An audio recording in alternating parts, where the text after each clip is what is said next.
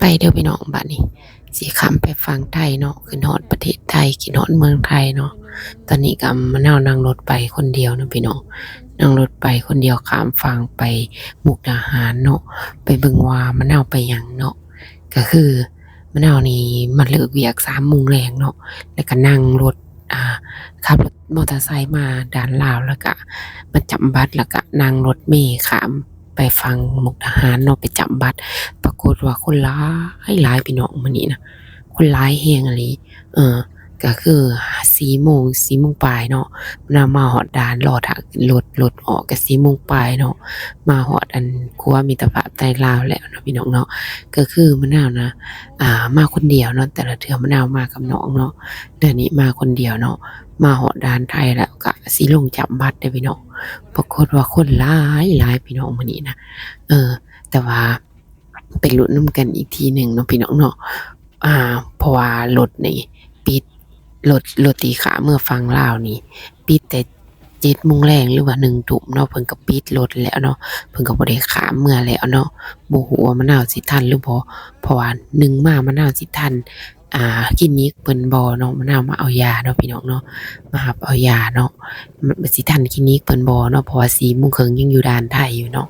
คลินิกเพิ่นปิด5 โมงเนาะมะนาวต้องไปให้ทันเนาะพี่น้องเนาะให้ทันคลินิกเพิ่นปิดเนาะก็คือมาฮอดอันด่านไทยจำบัตรเรียบร้อยแล้วมะนาวก็บ่ท่ารถเมล์บัดนี้พี่น้องไปส่งบขสมะนาวบ่ท่าเนาะย้านบ่ทันคลินิกเนาะก็นั่งรถ3 ล้อไปเนาะไปฮอดพุ่นแหละพี่น้องแถวโรบินสันเนาะ150 บาทเนาะค่า3 ล้อเนาะอาพอไปฮอดสถานีเสร็จเรียบร้อยแล้วมะนาวก็ได้ของเล็กๆน้อยๆเนาะพี่น้องซื้ออิหยังก็ซูชิเนาะพี่น้องเนาะตอนนี้ก็มะนาวสิกลับไปด่านมะนาวบ่มีรถเนาะพี่เนาะมะนาวบ่มีรถมะนาวก็เลยให้น้องชายน่ะโทรเอา3 ล้อว่าน้องชายมีเบอร์3 ล้อรู้จัก3 ล้อให้น้องชายโทรเอา3 ล้อน้องชายอยู่บ้านเนาะโทรเอา3 ล้อแล้วก็ให้เพิ่นมารับเอาอยู่หน้าโรบินสัน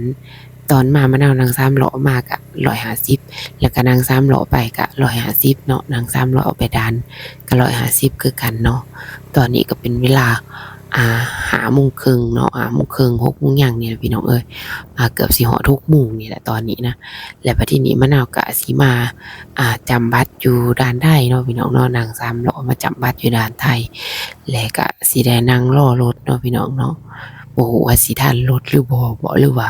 ต้องรอรถบ่หรือว่าสิบ่ทันรถไปเบิ่งนำกันเนาะพี่น้องตอนนี้ก็ยังบ่ฮอดเนาะยังบ่ฮอดด่านอยู่เนาะเพิ่นสิไปส่งเนาะคนขับ3 ล้อนี่ก็เพิ่นก็ลึงกับน้องชายเพิ่นก็ฮู้กับน้องชายเนาะปกติเพิ่นก็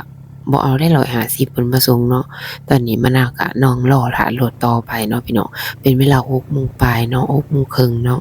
นั่งรอท่ารถหิวข้าวซ้อหาแนวกินเด้อพี่น้อง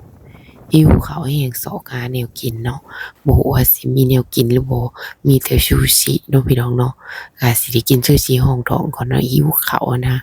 เออ เพราะว่ารถออก7 โมงว่าซี้แหละพี่น้องมะนาวน่ะยังบ่ทันได้ซื้อตั๋วอยู่เดะพี่น้องยังบ่ทันได้ซื้อตั๋วอยู่ถ้ารถออก7 โมงว่าซี้แหละรถมาแต่บขสน่ะมาด่านน่ะ7 โมงพี่น้องรอต่อไปรอไปเรื่อยๆเรื่อยๆเนาะพี่น้องเนาะ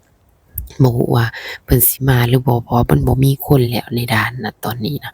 ในด่านตอนนี้บ่มีคนแล้วบ่ฮู้ว่าสิมีรถเมื่อหรือบ่น้องชายก็โทรนำอยู่เนาะพี่น้องว่ามีรถเมื่อบ่ถ้าบ่มีรถเมื่อสิข้ามมารับสิข้ามมาเอาเนาะมะนาวก็เลยตอบไปว่า